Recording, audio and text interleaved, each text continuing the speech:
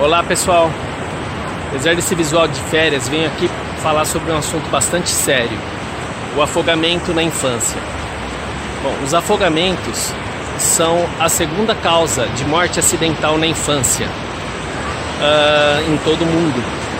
E vivemos num país com temperaturas amenas e quentes quase praticamente todo ano. Então, em nosso país, particularmente, é bastante comum o afogamento. A gente tem dados do Ministério da Saúde de 2017 que falam que cerca de 954 crianças morreram vítimas de afogamento naquele ano, tá certo? Essas crianças, a faixa etária mais predominante é entre 0 e 14 anos. E é bastante comum crianças em fase pré-escolar, abaixo de 4 anos de idade, muitas se afogam às vezes dentro de casa, às vezes em piscininhas, porque para um bebê, por ter a cabeça mais pesada que o corpo, quando ele cai, ele tem uma dificuldade em se erguer numa situação de risco, tá certo? E às vezes acabam se afogando em meio palmo de água. Então é bastante importante em casa termos assim bastante medidas de segurança para que isso não aconteça, tá certo? Muitos dos afogamentos, algumas crianças sobrevivem, só que muitas delas acabam evoluindo com sequelas neurológicas graves e permanentes, né? Muitas delas, pelo afogamento, evoluem para paralisia cerebral.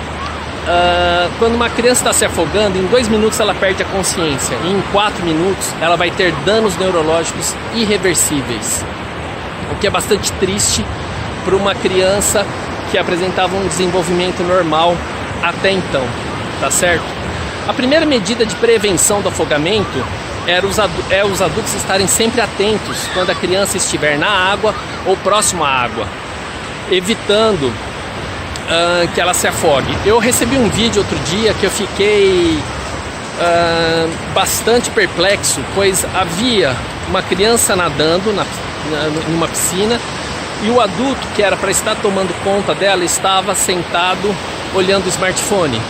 E a criança só não se afogou porque uma outra pessoa pulou a cerca da piscina, foi lá e resgatou a criança. A pessoa só se deu conta que ela estava se afogando depois que ela foi retirada da água, já se afogando.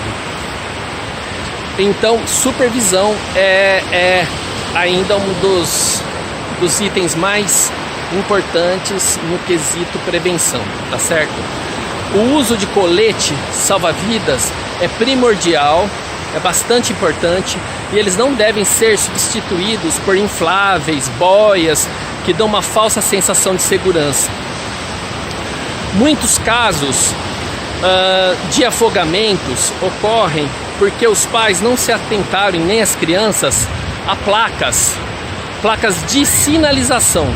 Muitas vezes a gente acaba não prestando atenção, tá certo? Mas determinados locais, principalmente em praias, represas e rios,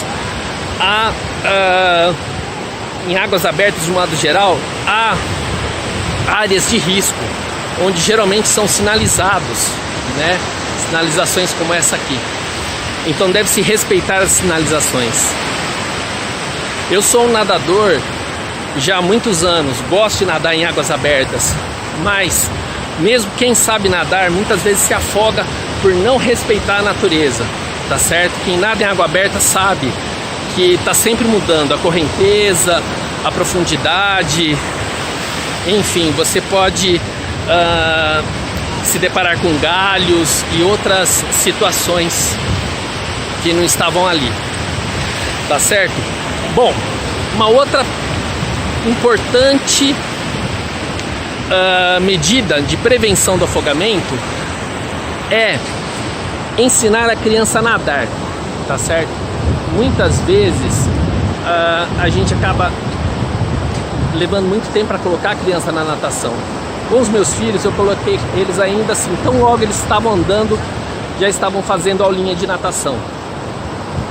O que eu achei interessante na época, que a professora deles, em uma das aulas, pediu que a gente levasse eles para ter aula de roupa, de calça jeans, de tênis, camisa de manga comprida, E eu achei sensacional, porque o que ela fez foi colocar eles na água com a roupa para eles terem a sensação do peso da roupa e do tênis na água.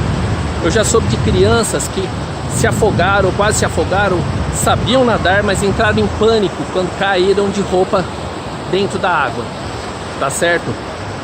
Tudo isso são medidas que a gente pode estar evitando um acidente terrível, que é o afogamento, tá certo? Bom, uma outra coisa, a criança, como eu disse, há crianças que se afogam às vezes em meio palmo de água. Então quem tem bebê em casa, tá naquela fase de 1 aninho, 2 aninhos, tem que fechar o banheiro, tem que colocar uma trava por fora no banheiro para que ela não entre. Já teve crianças que se afogaram em vasos sanitários. Lavanderias, todo cuidado é pouco, não deixar água no chão, que já teve criança que já se afogou em um balde de água com a roupa de molho. Então todo cuidado com os bebês em casa é pouco, tá certo? Bom, obrigado por acompanhar meus vídeos em 2019, obrigado pelas sempre as palavras de carinho no comentário.